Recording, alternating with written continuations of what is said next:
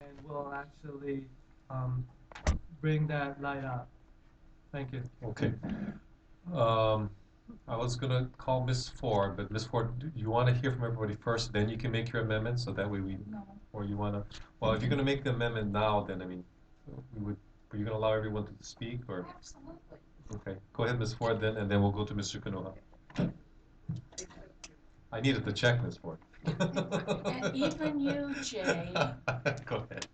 Thank you. I move to amend Resolution 111-13 with the contents of Communication 272.1. Second. Thank you very much. Go ahead. Okay, for the public's benefit, I absolutely agree that we should do an audit of the last election. No question in my mind.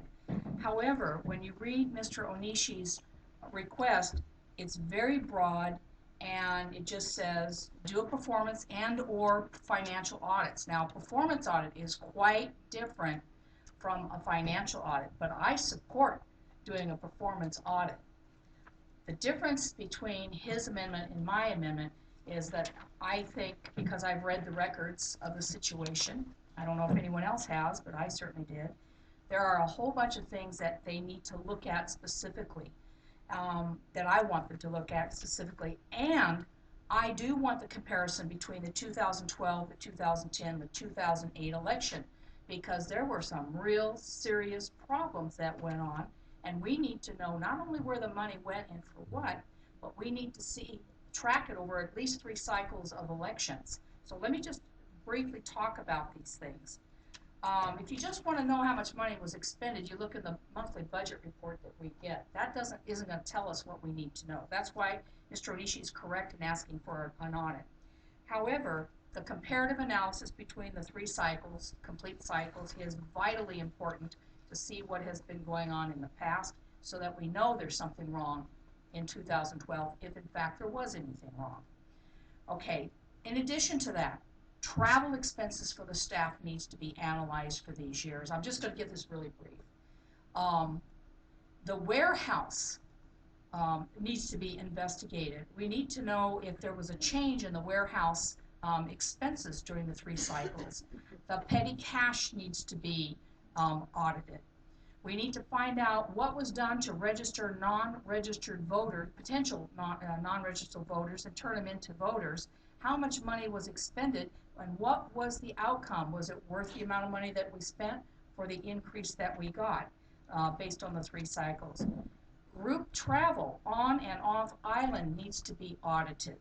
And absentee ballots, we had a dramatic increase in absentee ballots. I think it went from, I hope I'm close, it went from like 6,000 to 21,000 during the 2012 cycle due to the work of the department. And I think we need to compare that and see what that looks like over the years. We need to know how much electricity was being spent in the warehouse over these 3 cycles, because as we all know, everything kind of blew apart.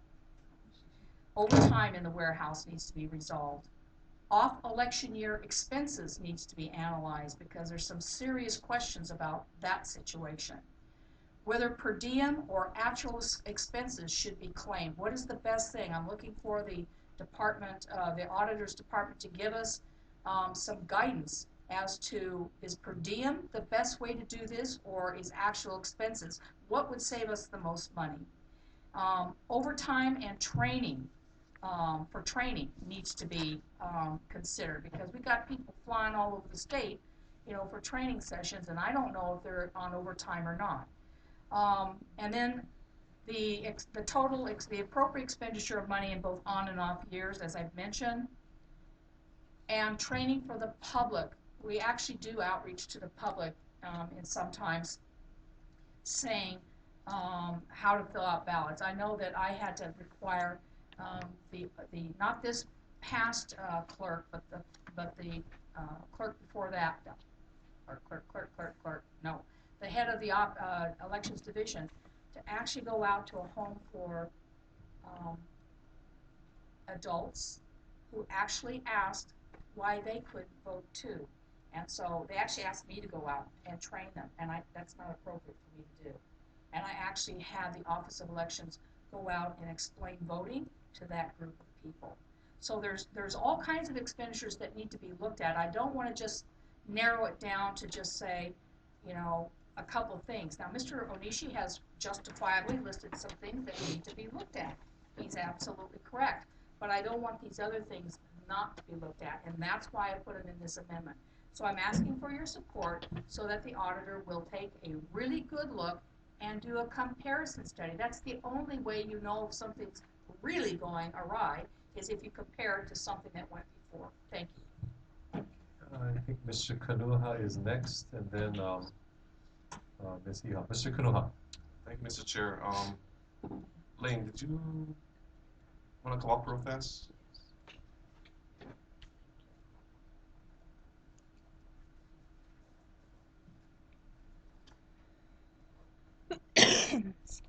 State your name real fast. Ishibata, acting legislative auditor. Thank you. If we were to pass this resolution, what are the steps that you would take as the legislative auditor if we did pass this? Does it go on a list? Well, first of all, I guess you look at the title in the resolution, it's calling for a financial audit. And Hawaii County Charter, Section 3-180 states that all financial audits shall be conducted by a certified public accountant.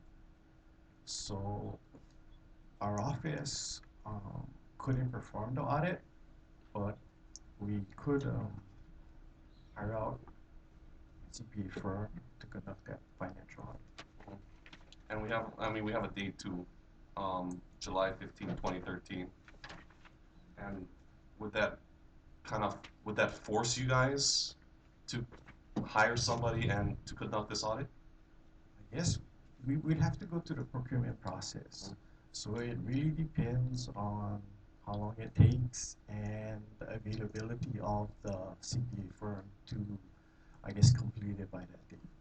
Okay, because for myself, I think this audit is completely necessary, as was stated in testimony earlier, and a lot of constituents and people in the public within this last year, within this last 6 months, were really frustrated. I feel for them too, and myself as a council person, we need to be transparent on what went on within this past election. But I think, I'm kind of seeing where this is going. The comparative would be important in the last, to the two.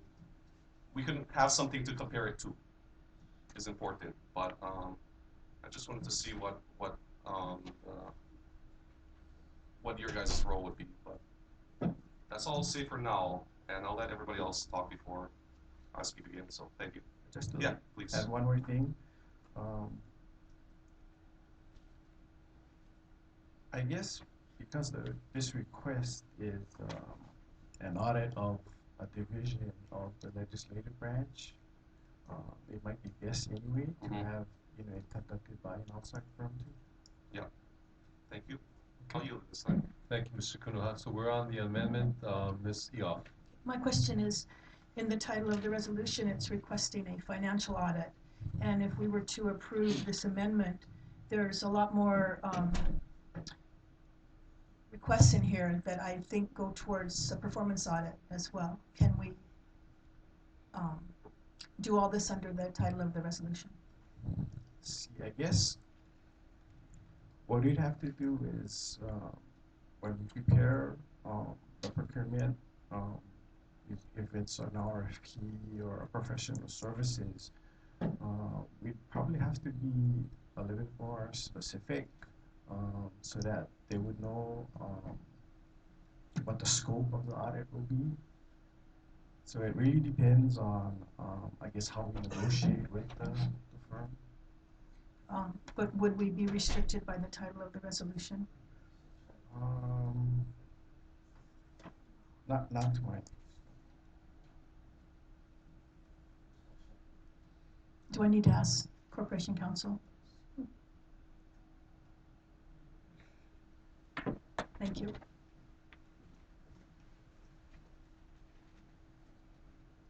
Because in reading Mr. Onishi's original resolution, he's requesting the auditor to conduct a financial audit.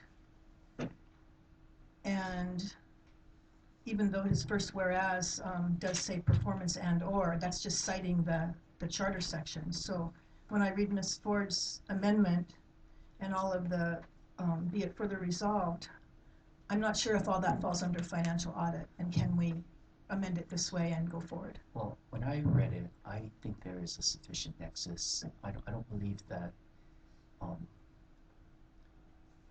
I believe there's a sufficient nexus based on what Ms. Ford included in her amendment. I don't think you would be prohibited from, Including those. yeah, I think you'll be okay. Thank you. Okay, thank you, Ms. Yoff. Let's see. We're on our first round. I want to make sure everyone has had a chance to speak on the amendment. Oh, he hasn't. Mr. Onishi has not. Go ahead, Mr. Onishi. Okay. On the amendment. Yeah, on the amendment. But this question is too late right now. Didn't we meet and we talked about this in my office? With a discussion? I think the discussion was more brief and Right. not really specific. Right. And then my explanation to you was why I wanted it because we don't have an accountant. So I needed some resource to do this, to find out what the expenses were. And so to basically, I had to fall upon them.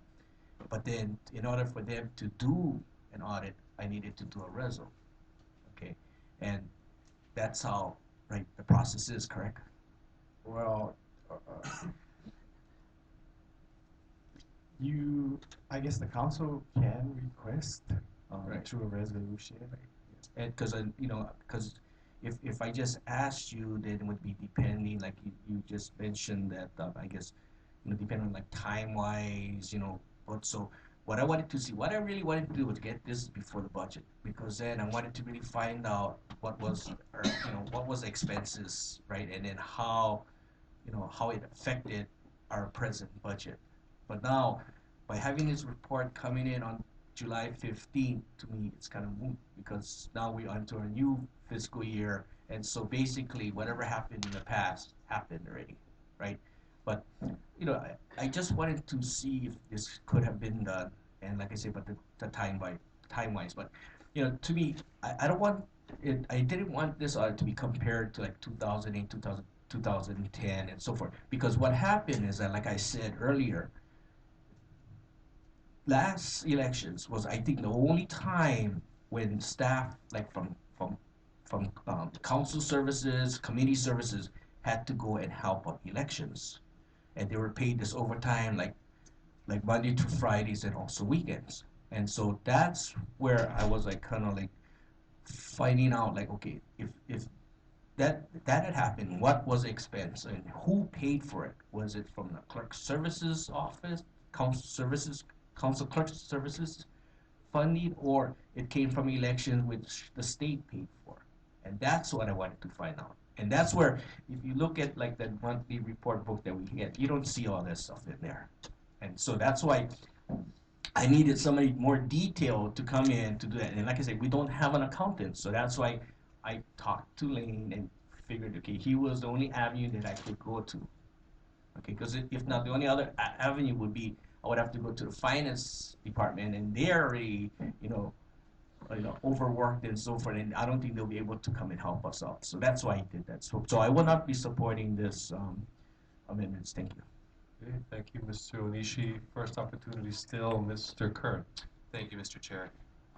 Lane, an audit like this, a comparative audit from the 2008-2010 as well, using an outside auditor CPA firm, roughly how much you think that would cost, ballpark?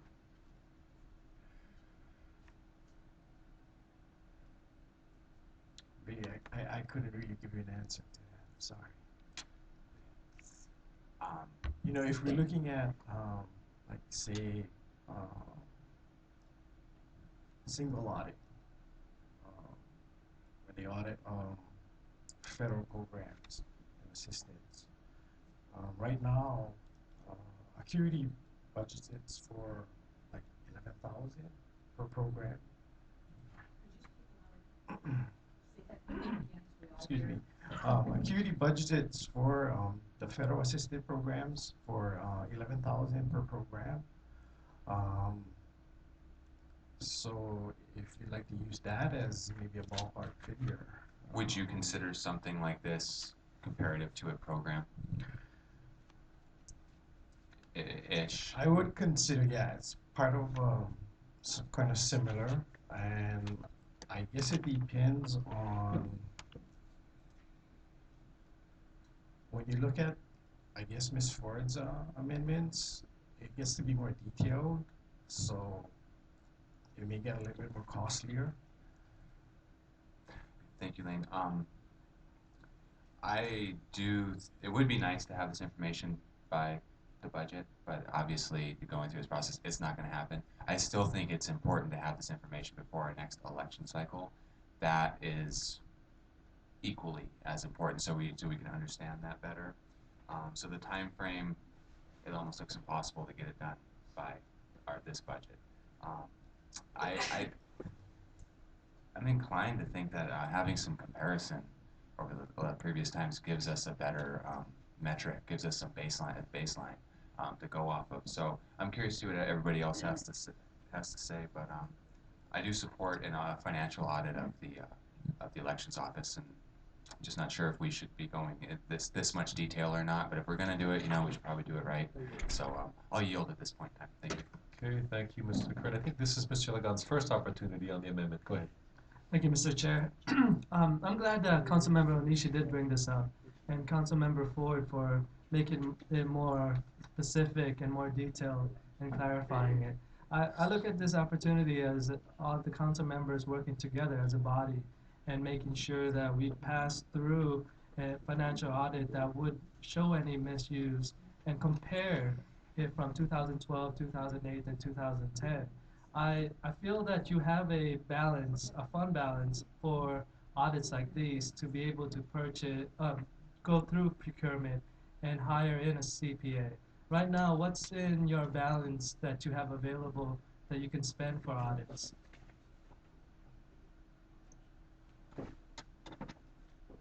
In our miscellaneous contract account, I think we have about 40,000 in there.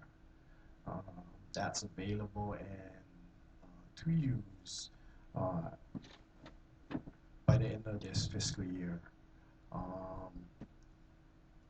If we do start the procurement process, we may be able to carry that over into the next fiscal year if I guess we hire a firm in the next fiscal year. Thank you, Lane.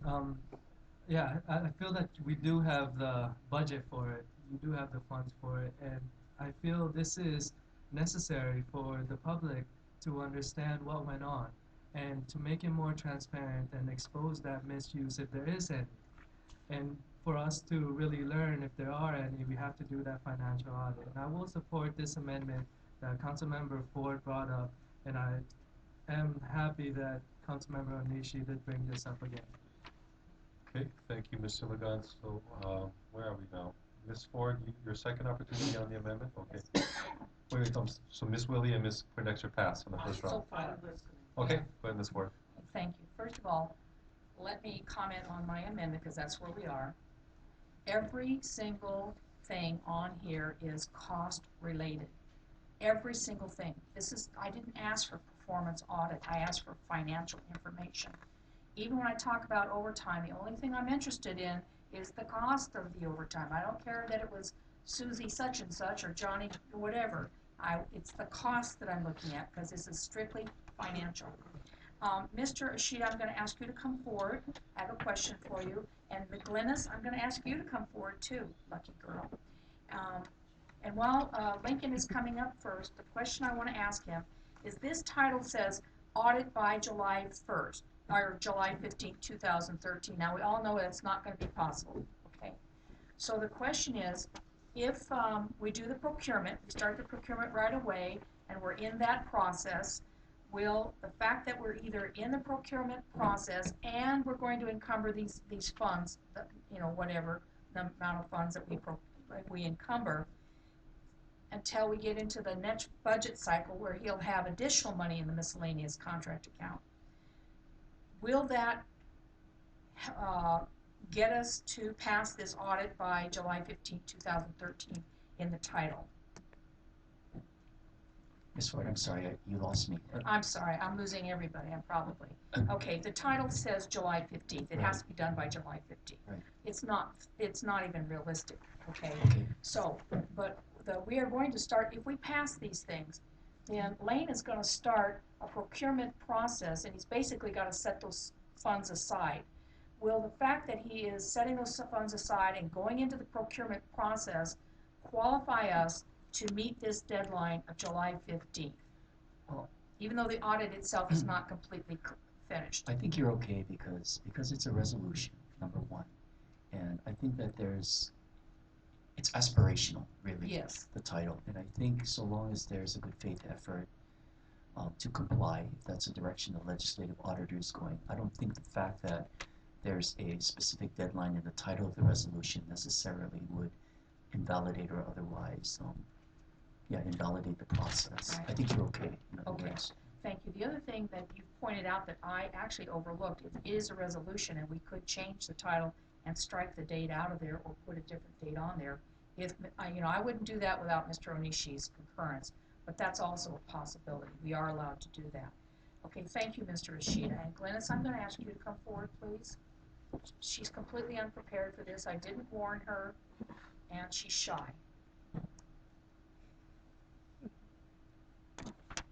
Thank you, Glennis. Would you give your name, please? I'm Glennis Yamada, Council Services Supervisor. Okay, thank you. Glennis, you've worked through several election cycles here. You've been in your position for a long time. So have anybody on your staff or in committee services ever worked during an election for the Office of Elections to get us through the election? This last election period, yes, we did. We had Prior to this past one. just this past one, 2012. Just 2012 is the only cycle anybody in Council or Community Services has worked. That's correct. Okay, that's all I have to ask you. Okay, Thank you. Okay, so we've redefined the fact that all I'm asking for is financial information in this audit.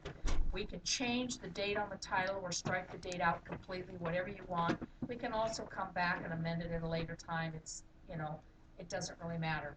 But I am not asking for a performance audit. I'm asking for financial information, and it's vitally important that we have a comparison. Thank you.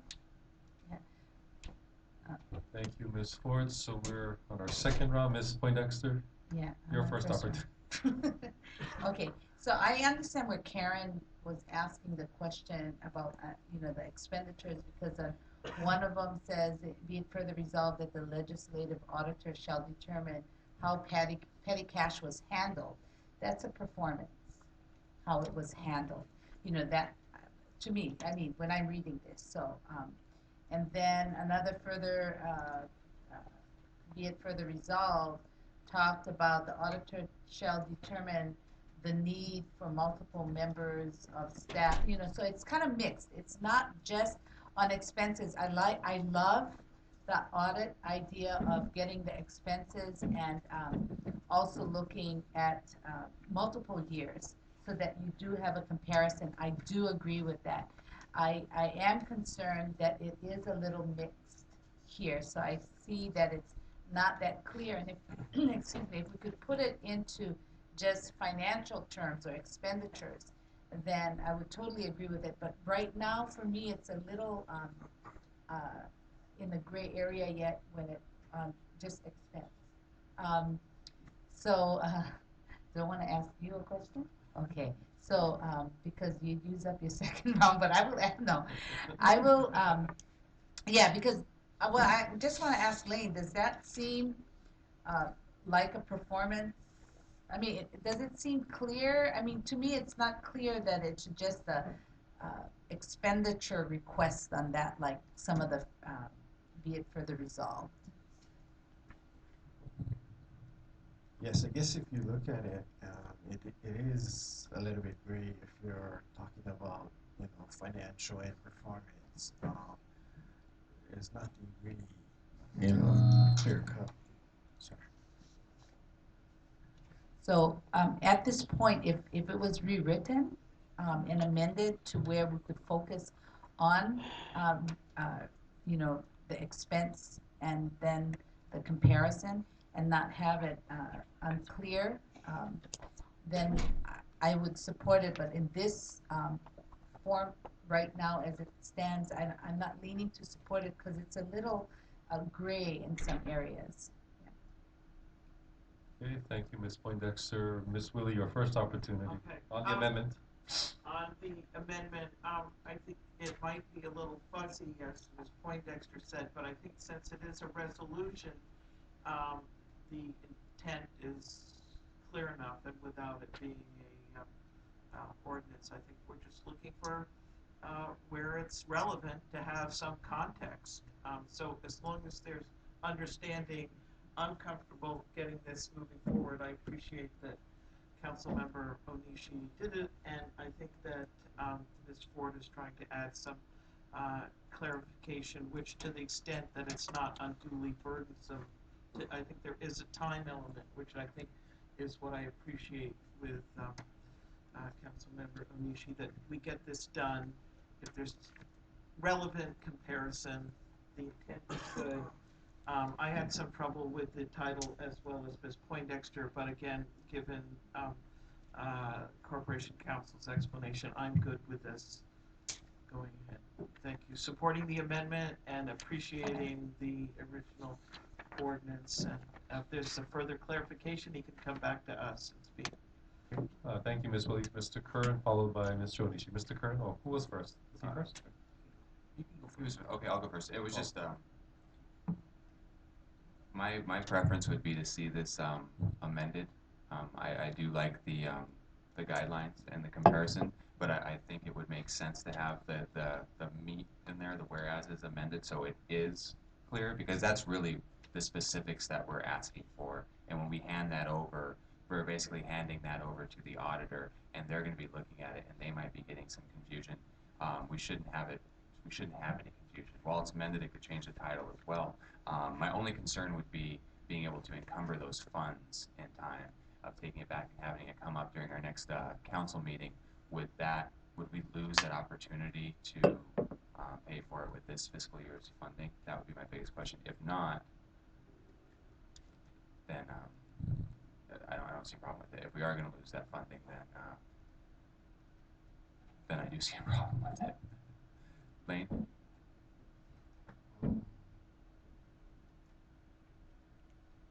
What date would be the next council June meeting? 4th or 5th, I think. Yeah, 5th. It might be cutting it close. Would it be possible to say move something like this forward and maybe make an amendment or a reso clarifying it in another way? Just because I do think there is a little bit of fuzziness. That's my only issue. Well, we can, sounds like we should probably finish it today. Okay. So why don't we, yeah, we can work on an amendment if that's what the council members wish, and push this down to the end of the agenda. I do think though, if we go forward and we hire the auditor and it's clear that it's financial, anything that would be performance-based would just automatically be dropped off the side because they're not doing performance-based. If they go through and this whereas doesn't count, don't do it. That's the direction that the legislative auditor can do. Just, okay, Mr. Kern brings up an interesting point. This is just a point of information. Council members are well aware that the legislative auditor is an independent office, so my only caution is that I don't feel it our place to micromanage or tell the auditor what to do, because the whole intent of the office is to be independent. So just on that point, Mr. Kern brings up, I think the auditor should be able to have whatever discretion he or she wants, and we can suggest, but we cannot dictate. I think is our place. Mr. Kern. Thank you, Mr. Yoshimoto. Then that takes any need to make amendments or hold this off and just move forward. Thank you for that. Appreciate it. Okay. I yield. Thank you. So, Mr. Onishi. Yes, and if folks read the title, it's like what I really wanted was really the county clerk's office, because as I mentioned before, and one council member mentioned that staff was used in the past, which was misled you folks. But this is the first time, in 2012 was the first time that council and committee staff was used to help elections. Never, in the past, nothing happened before. That's why I wanted to find out, if you read it, the county clerk and the office of elections, the audit of the county clerk and the elections of, office of election. It's because of the spending, and that's why too we keep it broad so that they can go in, and I'm not telling them what to do, and they just going in and doing the audit and find out what was the expense of how the money was spent for the staffing, and that's what I want to find out.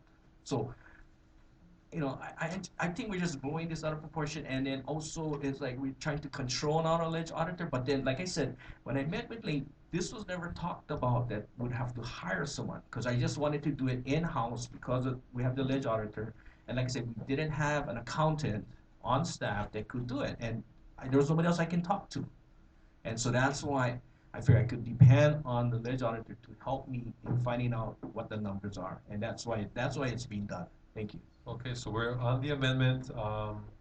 Ms. Ford, since it's your amendment, I'm gonna grant you a third opportunity, as you know. Wait, but Ms. Poindexter wanted to say something, and let me finish with you. I just wanted to clarify what we had said previously. So even if this amendment, we allow it to go through and with the title, doesn't matter what's in the meat of it, because you will decide what to do. You just got a suggestion of how we're feeling. Is that correct?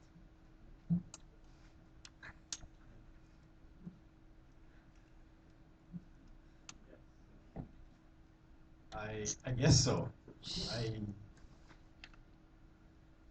Because if you're independent, you're saying, and we cannot tell you what to do, basically the title just says, hey, we need an audit of that. So you're gonna determine, regardless if we allow Councilmember Ford to go through, you may determine that none of that, what she gets, you may do, or you're on your own, right? But that we are requesting that you do some type of financial audit.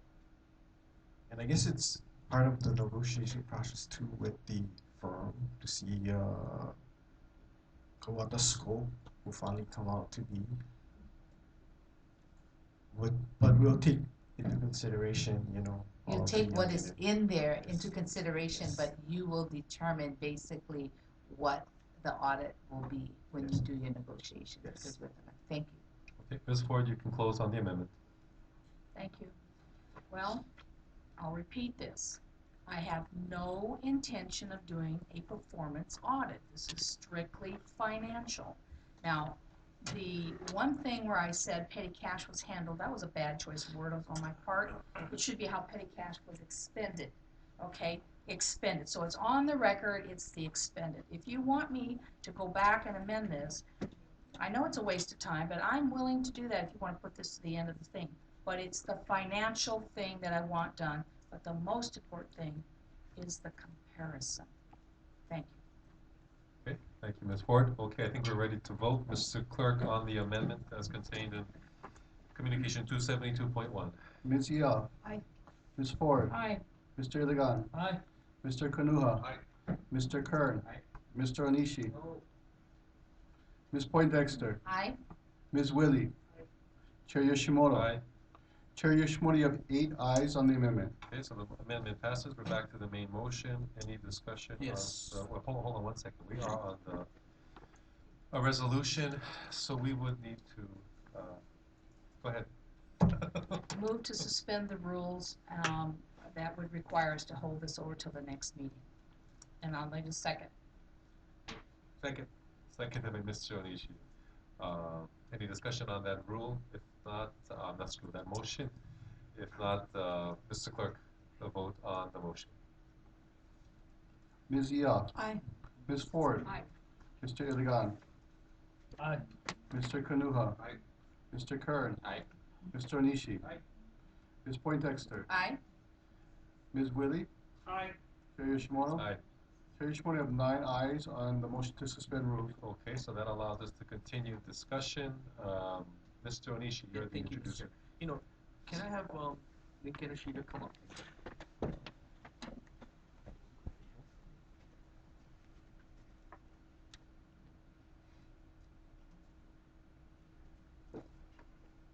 recording again. Thank you. I have a couple concerns on this amendment, and I would really want to talk to